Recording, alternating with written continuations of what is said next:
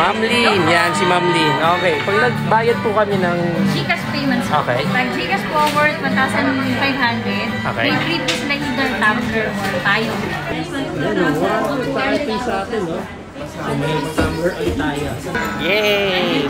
Ay, thank you rin. Salamat. Dito tayo kay Tropa, oh. Yan. Ito yung nakuha natin. Tatlo yung may. May picnic. Ba't may picnic? Sampling lang. Sampling lang. Akala ko guys, may free picnic din eh. Pag nakaano tayo. Sige nga, kuha tayo guys. Kuha tayo. Toast sa paggasta. Bulog. Thank you. Mama.